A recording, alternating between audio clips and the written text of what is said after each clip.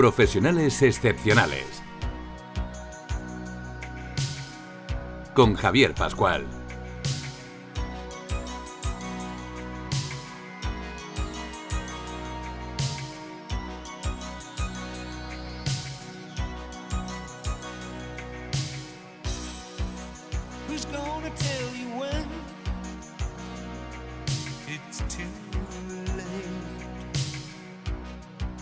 Con el patrocinio de la Fundación para el Fomento de la Innovación Industrial.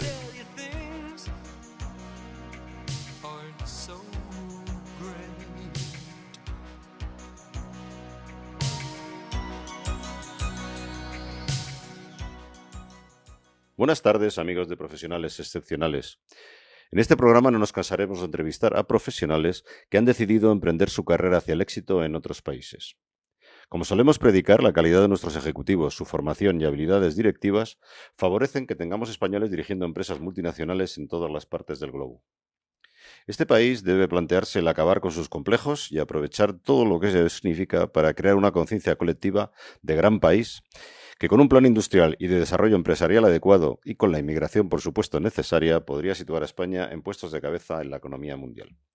Ello requiere de otro tipo de clase política, de hombres con visión de Estado y de planificación a largo plazo, y de aprovechar a todos esos profesionales asegurando su retorno, al tiempo que logremos la venida de otros profesionales, también de otros países, de otras nacionalidades, que seguramente en este país, con 90 millones de visitantes al año, seguramente les atraerá porque aquí pueden gozar del mayor atractivo que hay para vivir.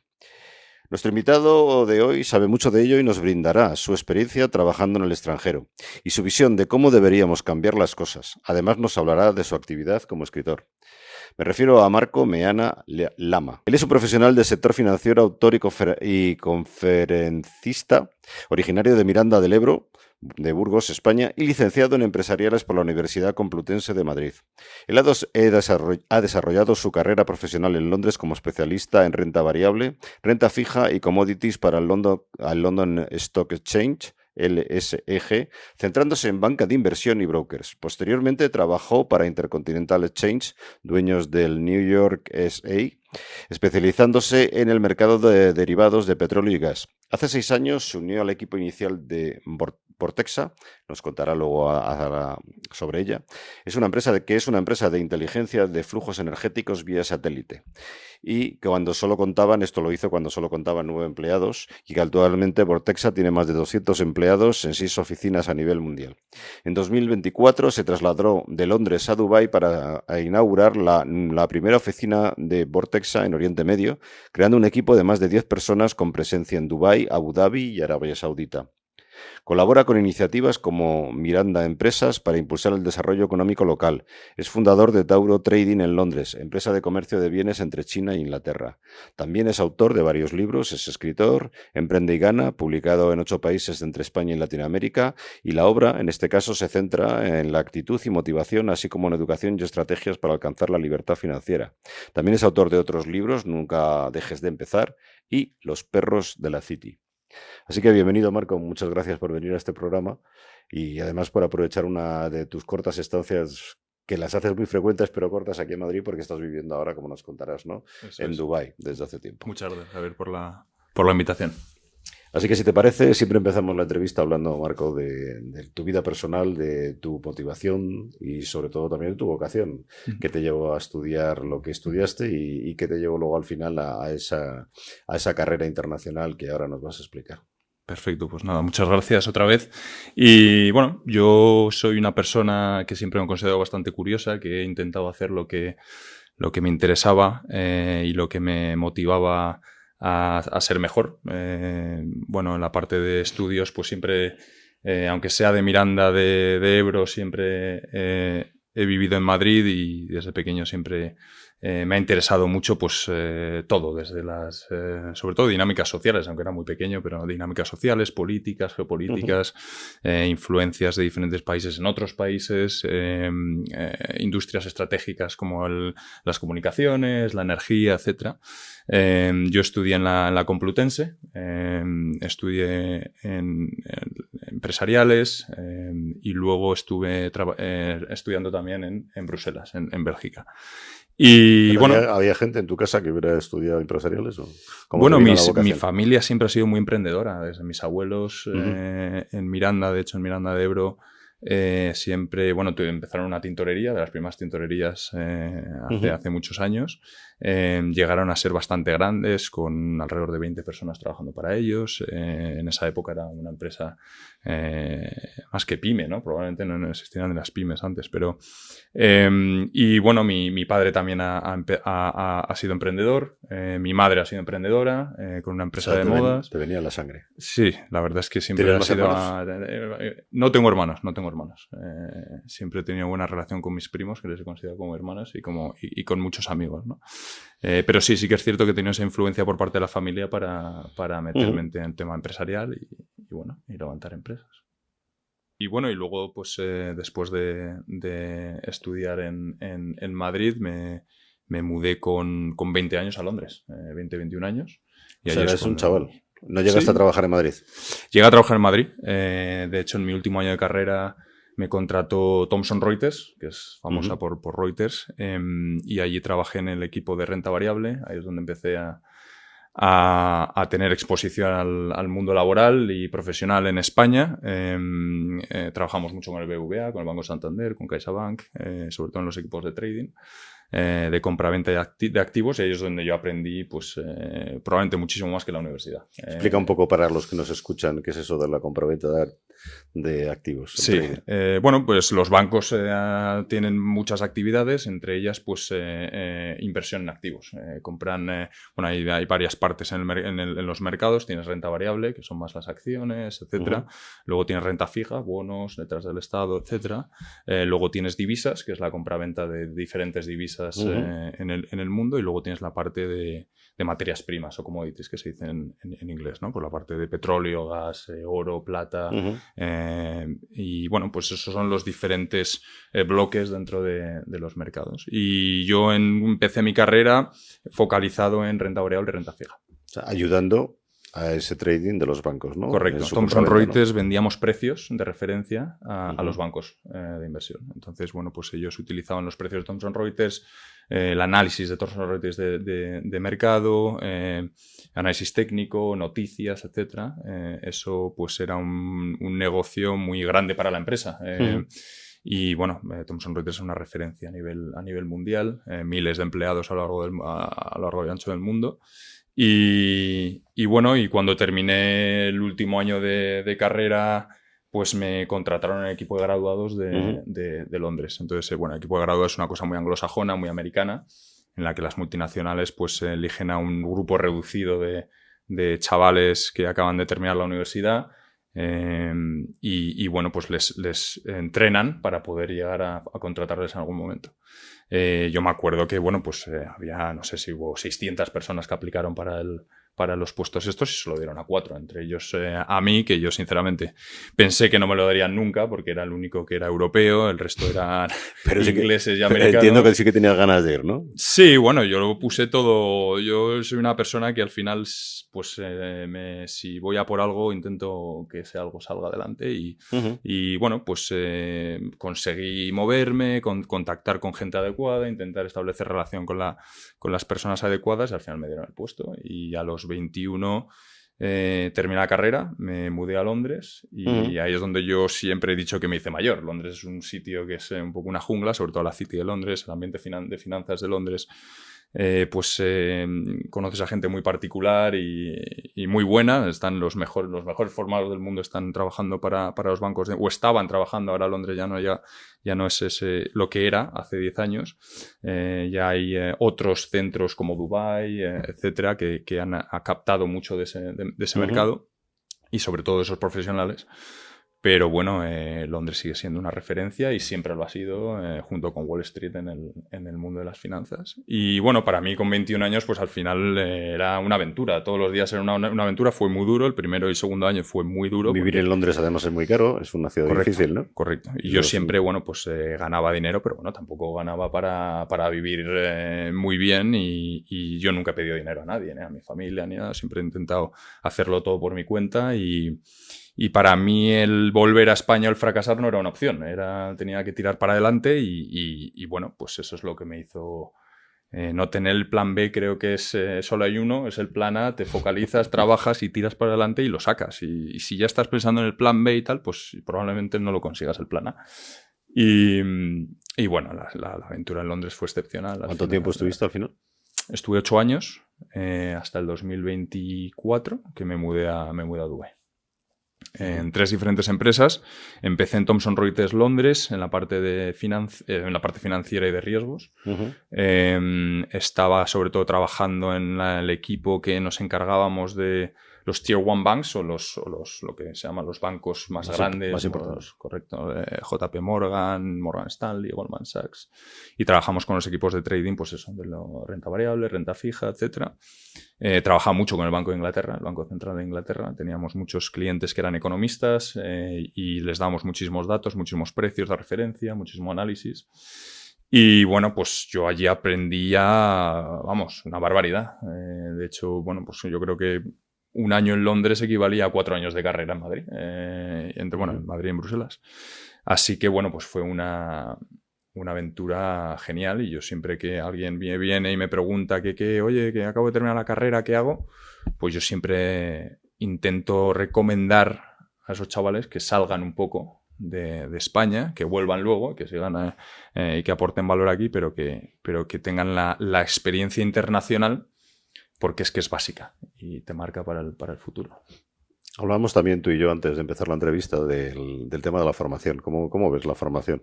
¿Qué piensas que te sirvió más o qué piensas que te faltó en tu formación de empresariales? Bueno, yo hay una crítica clave que voy a hacer y en España y a lo largo del mundo, es que, y en España yo creo que también es bastante importante mencionarla, y es que hay una desconexión brutal, y esto lo hablábamos antes, una desconexión brutal entre el mundo real y la universidad, ¿no?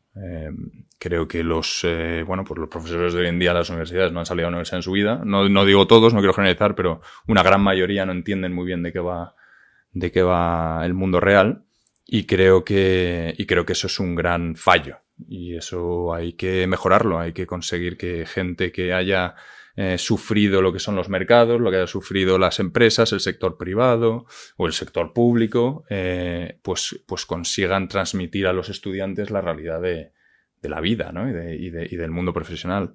Creo que ahora mismo los profesores de hoy en día están metidos en una burbuja universitaria que se miran a ellos mismos los ombligos y no consiguen transmitir pues ideas claras a los estudiantes sobre qué hacer, qué hay luego, cuál es el siguiente paso, ¿no? Después de la universidad. Había un concepto que hablábamos antes que yo creo que también es muy interesante resaltarlo, y tú decías la diferencia, ¿no?, con la educación que tenemos nosotros, que es más... por un lado es más amplia, pero por otro lado creo que se nos acompleja más, por decirlo de alguna forma, ¿no? En una educación en la que se pide mucho más estudiar, memoria, conceptos, y yo creo que la sajona en ese sentido, por un lado, es menos estricta en cuanto a contenidos y más corta, pero por otro lado yo creo que dinamiza mucho más la cabeza de la gente, ¿no? Sí. Eso hace, tú me contabas, ¿no?, la diferencia entre español, yo hablaba en mi introducción de los complejos españoles, ¿no? Yo creo que nace mucho también de nuestra educación. Yo creo que a los sajones se les entrena más para creerse los dueños del mundo. Nosotros nos quedamos normalmente en la última parte, ¿no? Sí. A pesar de lo que decíamos, que nuestros ejecutivos al final tienen un valor increíble, ¿no? Pero al final cuesta, ¿no? Cuesta romper esa barrera de complejo, ¿no? Entre el idioma, que todo el mundo habla inglés y efectivamente estás en Londres, ya no te cuento, porque además es un lenguaje nativo, todo cuesta, ¿no? Sí, correcto. Y bueno...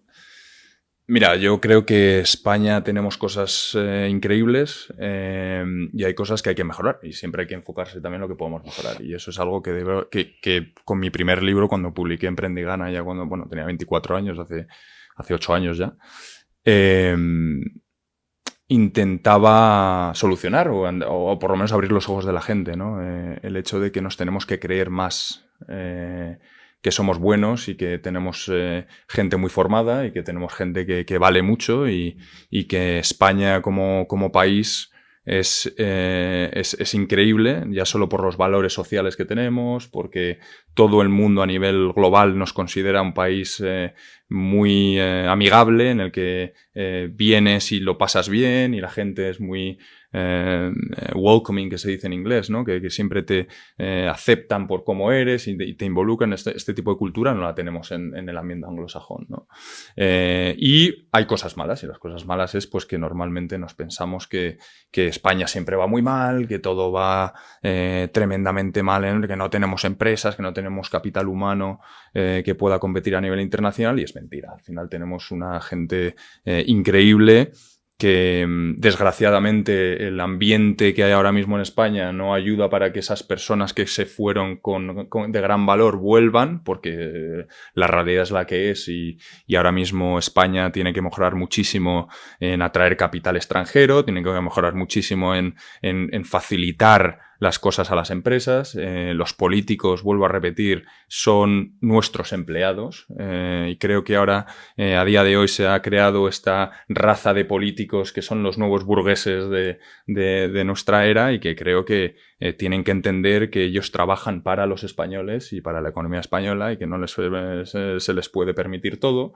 y creo que hay que avanzar mucho en eso, y los políticos deben facilitar las cosas a las empresas. Y deben de estar más formados, que es lo que decimos. Más formados, y es un poco, volvemos al tema de los profesores. Un político no puede ser un político de toda la vida. Un político tiene que haber estado un poco en el mundo real y venir a la política e implementar soluciones a problemas que ellos han visto que existen en el mundo real. Pero claro, si al final un tío no ha salido del Congreso de los Diputados en su vida, o viene de las juventudes del partido, pues al final no va a llegar. Amigo que se lo llevó el COVID siempre decía, él trabajaba más, empezó en el área comercial, pero bueno, es un ejemplo que seguro que lo entiendes perfectamente. Él decía siempre que no ha cogido un pedido en su vida, no sabe lo que es eso.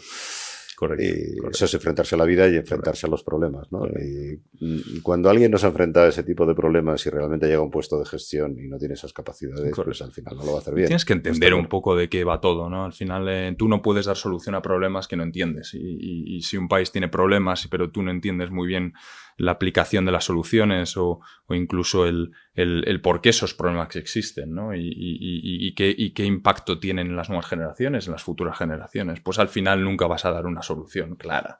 Uh-huh. Y de alguna manera yo creo que también hay que ayudar a los políticos. Bueno, pues gente que está en el sector privado, gente que está en lo que yo llamo el mundo real, ¿no? En el mundo corporativo, en el mundo de empresa, pues tiene que ayudar a estos políticos también. Y los políticos tienen que ser flexibles y ser abiertos de mente y conseguir implementar buenas ideas que vienen del mundo real, ¿no? No que vienen del mundo del Congreso de los Diputados. Y así piensan en el largo plazo, todavía mejor. Correcto. Sí, porque al final ten en cuenta que una persona que piensa de manera estratégica es una persona que consigue ver qué es lo que va a pasar en los próximos 10 años, ¿no? Y los proyectos grandes que cambian países no van de un año para otro. Son proyectos que tardan 10, 20, 30, 40 años. Entonces creo que necesitamos personas que vean más allá de lo que hay. Creo que sí, no sé si estarás de acuerdo conmigo, creo que lo que está ocurriendo además es que hemos exportado la consultoría de empresa, de cómo sube un CEO el precio de la acción, que lo todos sabemos muy bien. Si no funciona el evito crecimiento orgánico, y si no hago un cambio de organización, que no lo van a hacer algunos de los Big Four de siempre, ¿no? Algunos de los grandes consultores. Yo creo que ahora mismo casi todos los políticos están utilizando la misma técnica, una buena comunicación, mantenerse en el poder de cualquier forma.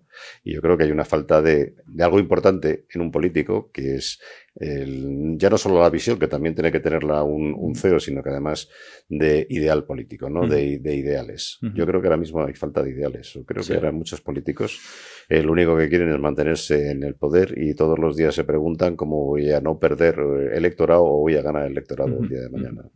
Y yo creo que ya es el típico hombre de Estado.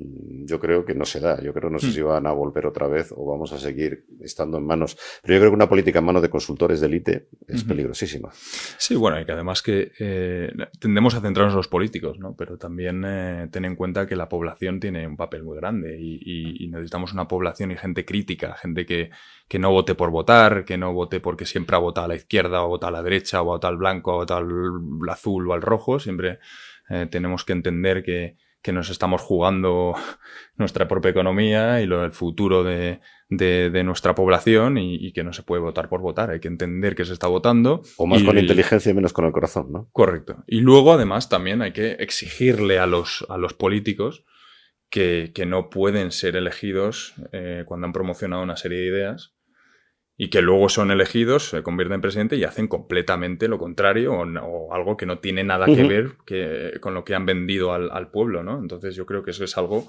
que debemos exigir a los políticos y que tiene que mejorar, porque es que si no, al final vamos a seguir en este ciclo de ser un país con muchísimo potencial, pero que no lo estamos explotando. Y reconocido fuera, ¿eh? Yo te puedo decir, pero yo he estado trabajando siempre en internacional o con relaciones internacionales y he notado cómo ha ido aumentando el respeto por lo que dicen los españoles en las multinacionales. Bueno, tú eres director general de una multinacional, yo soy director general de una multinacional, vicepresidente de otra. Creo que tenemos puestos que son reconocidos, pero que además se nos escucha. Es decir, que yo creo que, y mi experiencia es que eso ha ido aumentando al paso de los años. Hemos hecho un esfuerzo grande, todos los profesionales, y tú vas a seguir haciéndolo más años que yo, para conseguir que se nos respete como país y se nos respete como lengua, se nos respete como profesionales. Y yo creo que esto hay que transmitirlo también a la gente. Tiene que entenderlo. No se puede perder. No podemos caer en el mojigatismo, por llamarlo de alguna forma, ¿no? Que yo creo que cada vez se está viendo un poquito más en este país. Bueno, a mí déjame en paz, porque yo lo que quiero es vivir bien. Tenemos, de hecho, un nivel de vida muy bueno en España y yo creo que eso hace a veces que nos olvidemos de otro tipo de cosas importantes, no solamente el vivir bien y el consumismo, sino otro tipo de valores, ¿no? Sí. Yo he luchado para que mis hijos tengan una posición en el mundo, para que el país tenga una posición en el mundo y eso hay que mantenerlo. Sí. Y además es un país que necesita cambios estructurales en la administración tremendos, insisto lo que decía al principio, y necesitamos además un montón de inmigrantes que con el problema de la vivienda no sé dónde los vamos a colocar. Y para hacer casas además necesitamos inmigrantes, o sea, es la pescadilla que se muerde la cola. Así que alguien se tendrá que poner de acuerdo, aparte de estar discutiendo, y ya acabamos con los políticos, tendrá que poner de acuerdo que este país funcione, porque si no va a ser una verdadera pena, ¿no? Sí, y ya como último comentario en este bloque, yo diría que responsabilidad de todos, ¿no? Que aquí no vale decir, no, la culpa es del otro, la culpa es del de aquí o el de allá, al final la culpa la tenemos todos.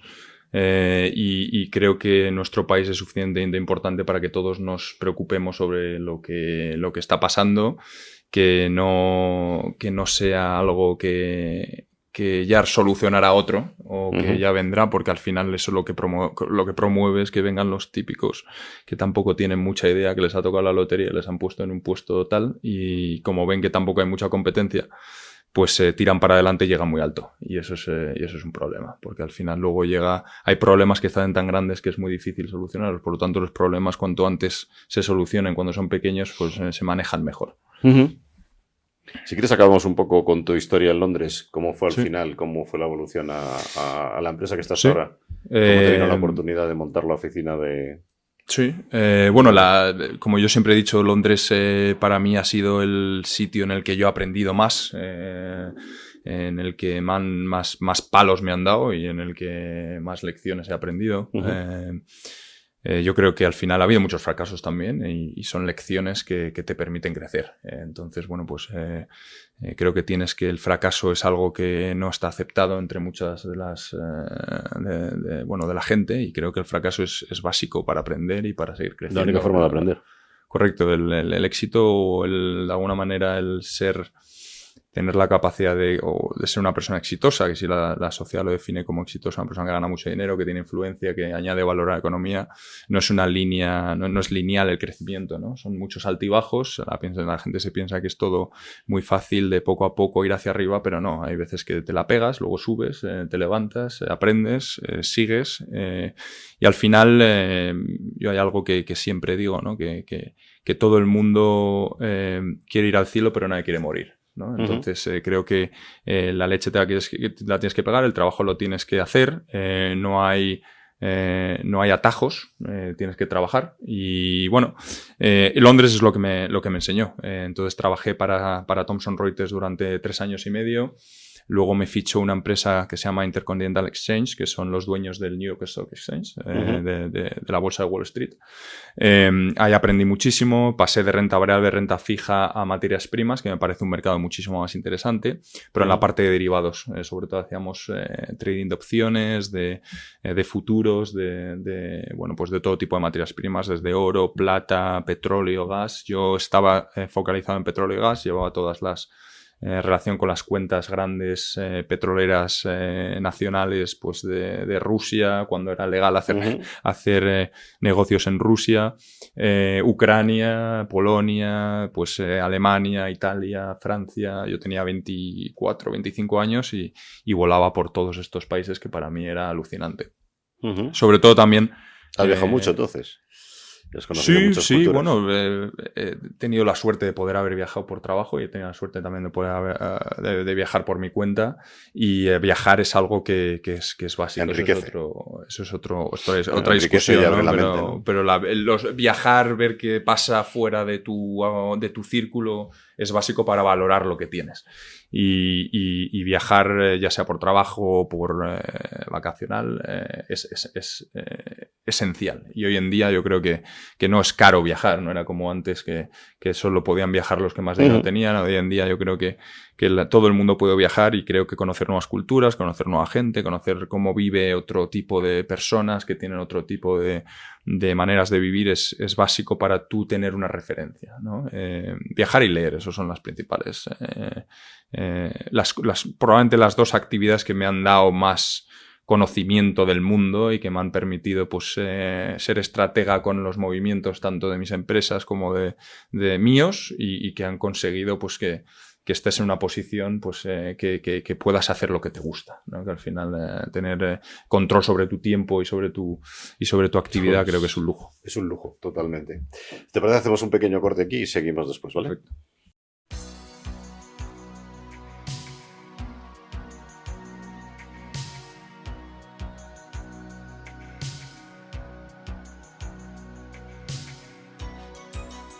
De la vanguardia tecnológica a tus oídos. Profesionales excepcionales. Iluminando el hoy y acercando el mañana.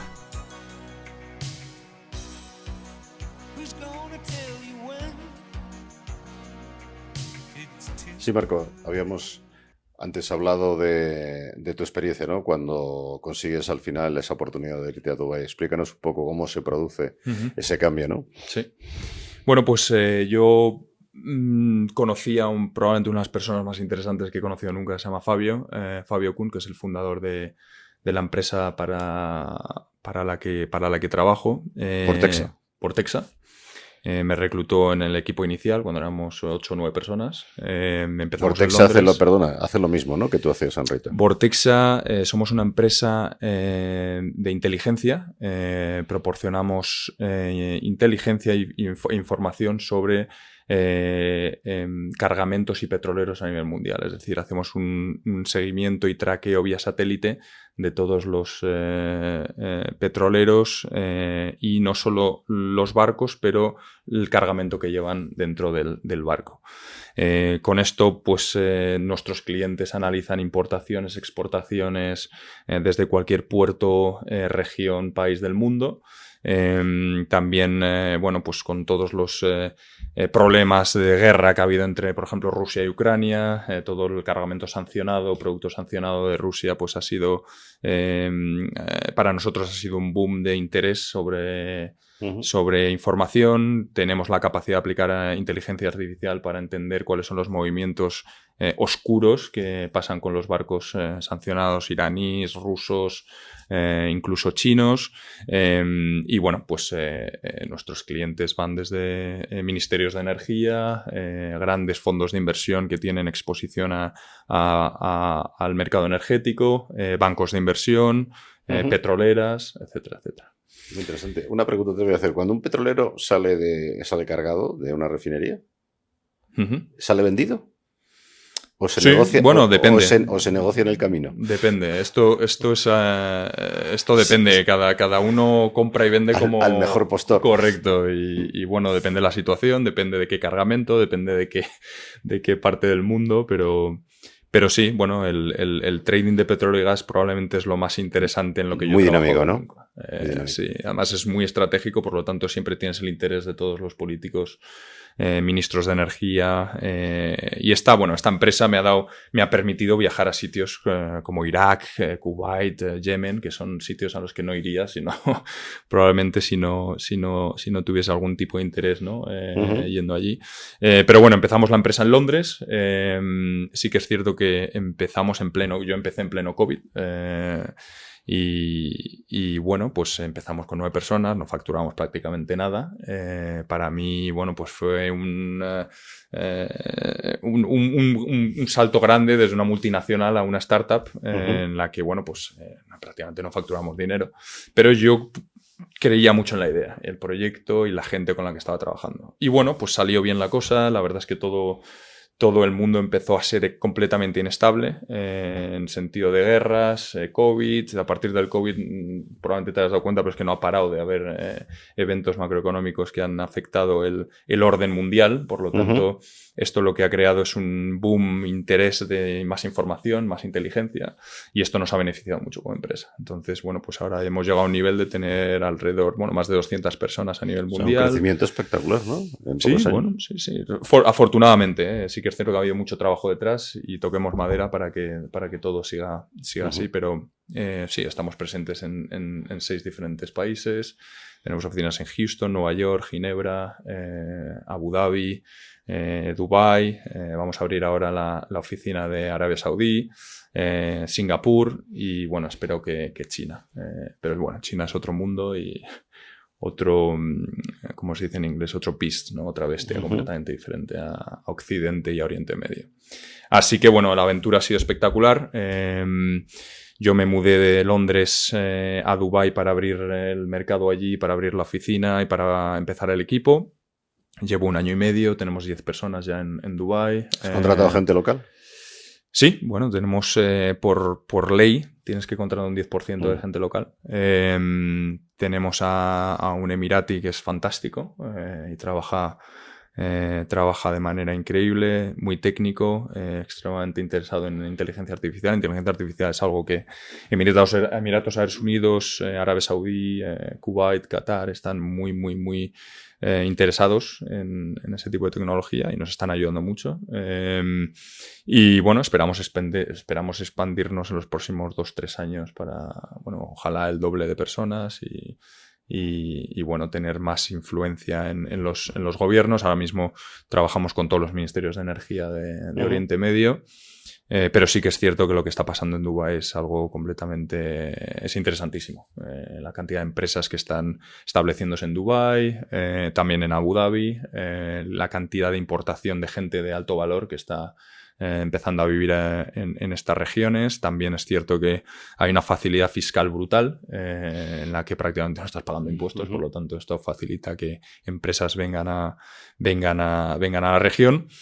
Y bueno, pues hay iniciativas que se han hecho muy bien porque no todo el mundo lo sabe, pero Dubái no tiene petróleo y Dubái no se ha levantado con petróleo, es decir que hubo el petróleo está en Abu Dhabi. Entonces Dubái ha tenido que buscar sus propias estrategias para ser relevante a nivel mundial. Y entre ellas, pues el tema de las free zones, ¿no? Que yo creo que es una iniciativa que se podría perfectamente implementar en Madrid, que es una iniciativa que me encantaría que saliese adelante. Vas a intentarlo. Sí, yo creo que es por el bien de España, de los españoles y de Madrid. Al final creo que la estrategia que ha seguido Dubái es un ejemplo y creo que debemos de importar ese tipo de ideas. Y Free Zone básicamente es una zona en la que las empresas no pagan impuestos. Tú permites que se instauren aquí, que hagan operaciones y ejecuten bueno, pues su actividad sin pagar impuestos, pero el dinero lo recibes de manera indirecta, ¿no? Estas empresas de manera indirecta invierten en otras empresas en la región, compran pisos, casas, el sector inmobiliario se ve beneficiado, obviamente la actividad de restauración, etcétera, pues aumenta y creo que es muy positivo para poner a Madrid en el mapa, ¿no? Madrid si tú ves el mapa del mundo, como todos sabemos, está en una localización extremadamente privilegiada y creo que tenemos que explotar eso. Y ese sería el primer paso, una vez que atraigamos ese capital extranjero, empresas extranjeras. Luego el siguiente paso es atraer a todos los españoles que están esparcidos por todo el mundo, que probablemente sean de lo mejor que hay, como hemos hablado ya, y una vez que tengas empresas establecidas, empresas potentes establecidas en España con una capacidad de ejecutar operaciones y de capturar talento, pues empezarán a venir los españoles y gente de gran valor a lo largo y ancho del mundo. Es decir, es que todo el mundo quiere venir a España. O sea, sí, ahora, lo que decíamos, es un país privilegiado. Correcto. Todo el mundo ve España como un sitio, como el paraíso, ¿no? Puedes vivir, tienes la playa, tienes la montaña, puedes esquiar, puedes ir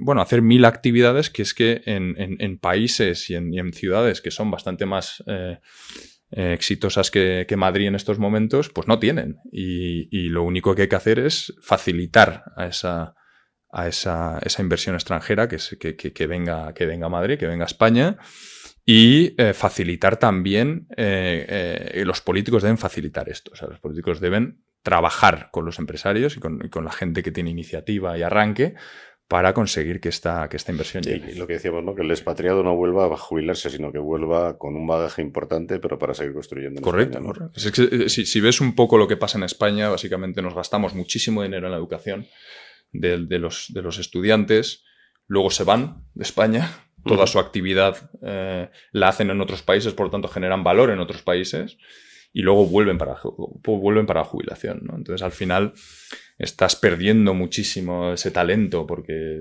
bueno, pues no hay iniciativas grandes, no hay empresas grandes, no hay ideas grandes que consiguen establecerse en España, y hay que atraer eso, hay que atraer ese capital humano. También tenías alguna, lo he comentado antes en tu nota biográfica, alguna iniciativa en España, ¿no? Sí, Miranda. Bueno, cuando publiqué mis libros, tengo publicados 3 libros. Emprende y Gana fue mi primer libro que publiqué con 24 años, que en la vida pensé que se iba a publicar un libro. ¿Cómo se te ocurrió el escribir un libro? Pues... ¿Sentías la necesidad de contar tu experiencia? Creo que sí, creo que sentí la necesidad de ayudar con lo que yo aprendía en Londres. Y eso fue lo que me arrancó a escribir. Yo conocí a una persona que es un muy buen amigo mío, Carlos, en Londres. Carlos es de Angola, y el tío pues no tenía dinero, su familia no tenía nada de dinero. De hecho, tenía que andar 5 kilómetros para conseguir agua todos los días. Lo único que él sabía era que era muy inteligente. Entonces, que muy inteligente, que captaba las cosas, las ideas más rápido que el resto.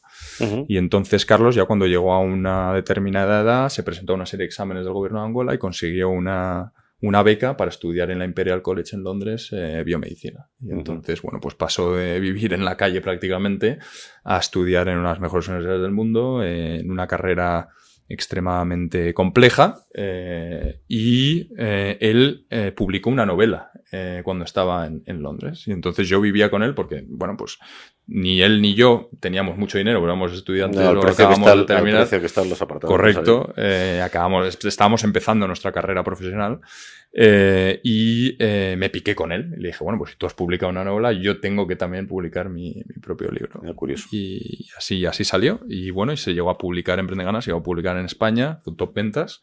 Y luego compró los derechos una editorial sudamericana, Alfa Omega, y lo publicó en todo Latinoamérica. ¿Da dinero escribir? Da dinero si te dedicas a ello, como todo, ¿no? Todo es ponerse. Yo estaba despegando en mi carrera en Londres. Mi jefe, que en aquel entonces, que es una de las personas de las que más he aprendido, me dijo que nanay, que no me fuese a promover el libro por Sudamérica, porque sí que es cierto que recibía muchas invitaciones de universidades en Guatemala, en Colombia, pero bueno, me pagaban los gastos, pero tampoco ganaba dinero. Ganaba mucho más dinero en la City. En ese momento estaba despegando y mi jefe me dijo que no. Pero a pesar de eso has escrito 2 más. Y he escrito 2 más, sí. Nunca dejé de escribir. En el momento en que publiqué el primero, luego publiqué Nunca dejes de empezar. Es un libro que es un seguimiento de Emprende y Gana, en el que intento promover que la gente cree nuevas iniciativas, nuevos proyectos, que no se queden lo mismo durante años y años. Este libro forcé un poco dijo a la editorial que lo publicase durante el COVID, porque era el momento en el que yo pensaba que iba a tener mucho más impacto y que lo tuvo.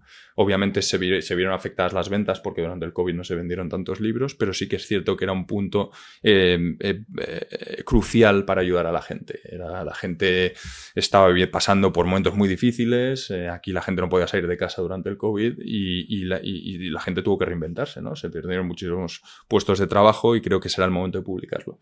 ¿Tu libro es una ayuda para la gente que quiere emprender? Sí. ¿O para inspirarlo? Sí, correcto. Es un libro que te hace entender que solo vivimos una vez, que te hace entender que hay una mentalidad ahora mismo de yo me quedo con lo poco que tengo y no me la quiero jugar mucho. Zona de confort. Correcto, es la zona de confort. Y es la lucha contra el miedo. Yo lo titulé cuando promocionaba en su momento Nunca dejes de empezar, es la lucha contra el miedo. No tengas miedo de empezar, no tengas miedo de hacer cosas nuevas porque al final... Ni de equivocarte. Correcto, y si fracasas, pues aprendes y luego te levantas y sigues. Y luego el tercer libro pues fue Los perros de la City. Los perros de la City fue una novela con la que yo me lo pasé como un enano escribiéndola. ¿Esta la has vendido en inglés también? Todavía no, es que... Porque lo de Perros de la City no sé si le va a gustar mucho a los ingleses. Los perros de la City, de hecho yo, para picar un poco a los ingleses, ¿no? Pero va sobre un broker en la City de Londres que, bueno, pues es un auténtico canalla y entonces, pues... es una novela. Es una novela. Y para mí ha sido el libro con lo que me lo he pasado como, vamos, increíble escribiéndola. Y esta se publicó solo en España. ¿Te cuesta escribir? Porque si tienes el trabajo que tienes, debes de tener una pluma bastante fluida. Sí, bueno, es que utilizo... hay ejercicio y escribir son cosas que a mí me desconectan del mundo. Te concentras en lo que estás haciendo. Correcto, me encanta el ejercicio y creo que es básico también. Es algo que también quiero que la gente entienda, que hacer ejercicio es básico para el éxito, para estar focalizado, para tener energía, para poder seguir cuando los problemas están ahí. Y la lectura y la escritura pues son dos actividades, especialmente la escritura para mí, que me aíslan de todo el mundo y que consiguen que desconecte. Y me encanta porque me meto en esa burbuja, en ese mundo y lo disfruto mucho. Sí, pero tienes que ir muy rápido porque... si te concentras mucho y luego te desconcentras y tienes que volver a empezar, pierdes el hilo. Sí. Es decir, que yo tal como te veo y lo que estoy viendo, debes de ponerte a escribir un libro y lo debes acabar en poco tiempo. Escribo lento e intento no tener prisa, porque al final esas cosas luego... ¿Y no pierdes el hilo? No, bueno, sí, siempre pierdes el hilo, pero bueno, luego lo coges otra vez. No es complicado. Tienes que tener las cosas claras. Increíble.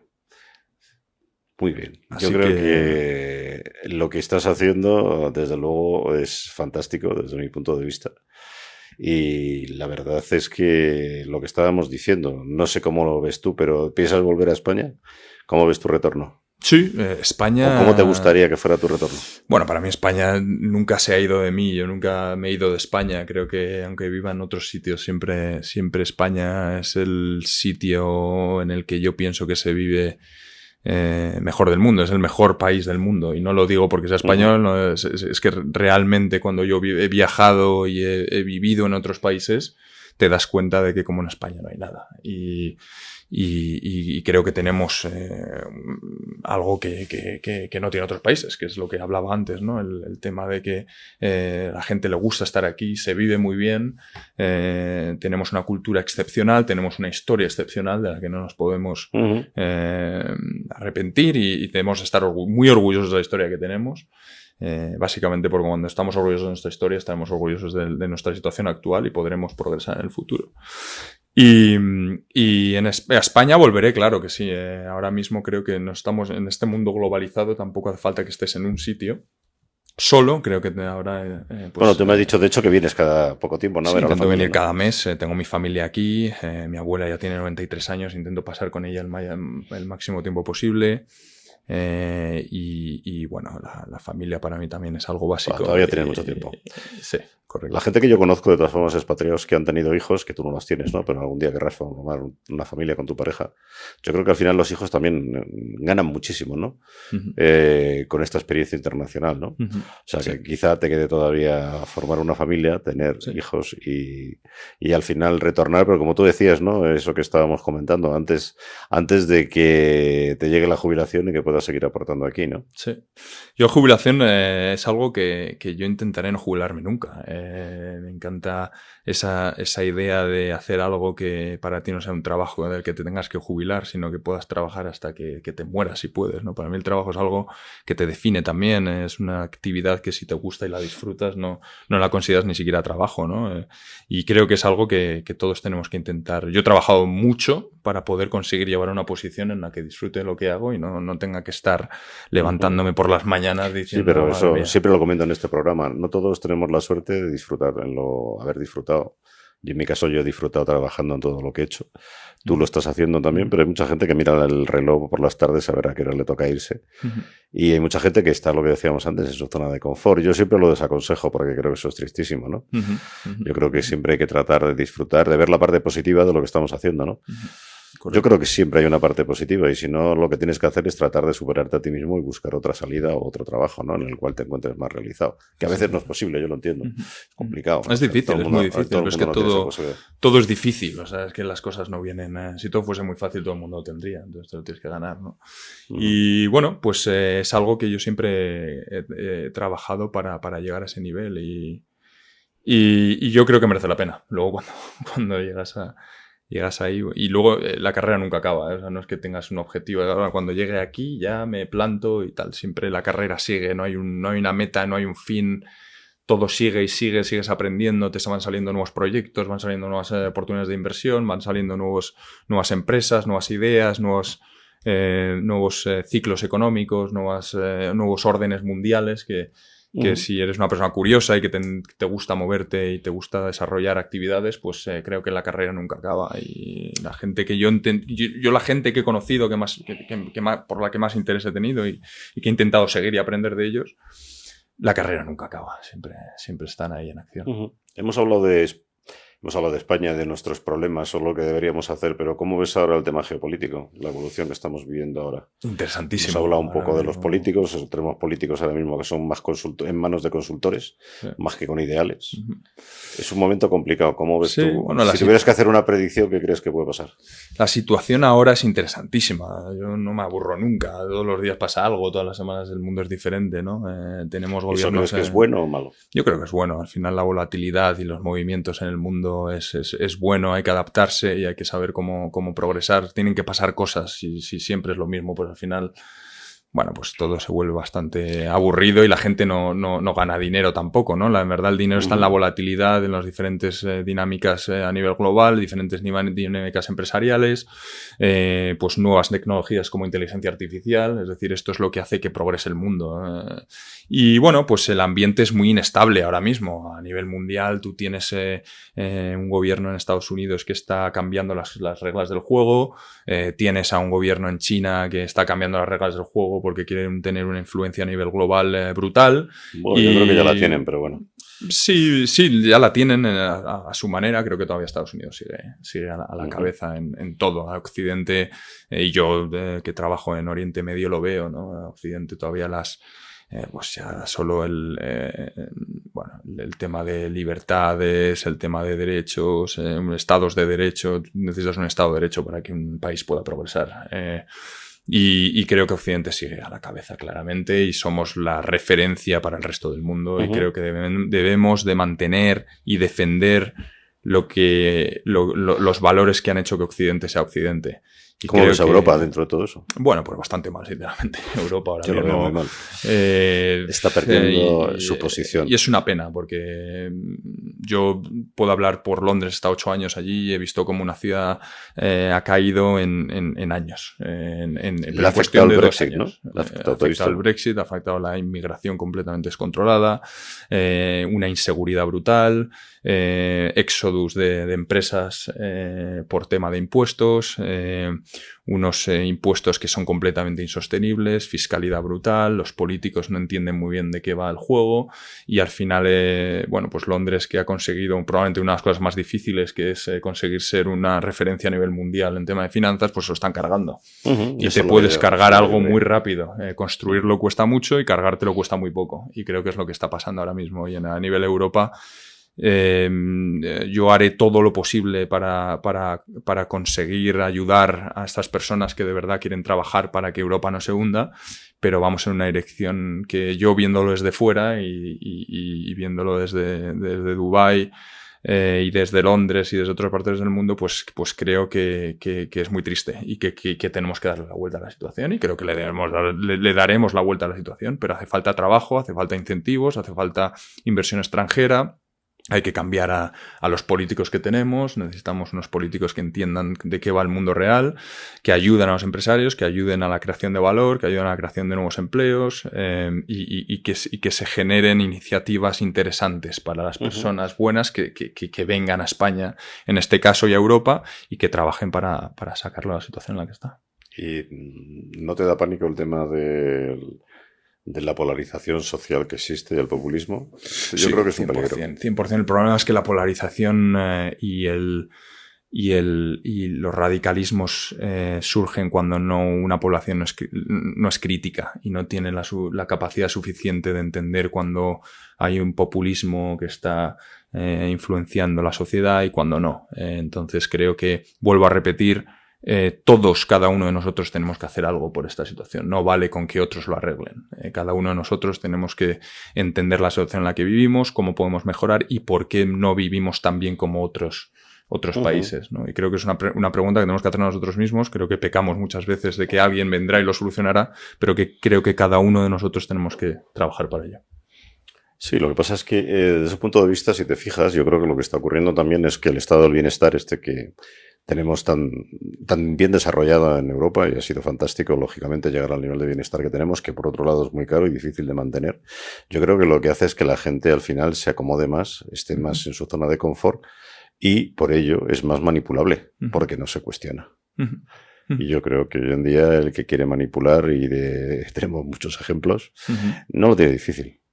El problema de España es que se vive muy bien, y se vive muy bien con poco. Entonces, al final, bueno, pues tú puedes tener una calidad de vida, y lo hablábamos antes, muy alta con un salario muy básico. Entonces, bueno, pues te vas a la terracita, un par de cervecitas y tal. Pero fíjate que hemos hablado de Estados Unidos. Estados Unidos, la polarización es tremenda ahora también, ¿eh? Sí. Bueno, hay gente que antes eran de diferentes partidos y se hablaban, y eran amigos, ahora no se hablan.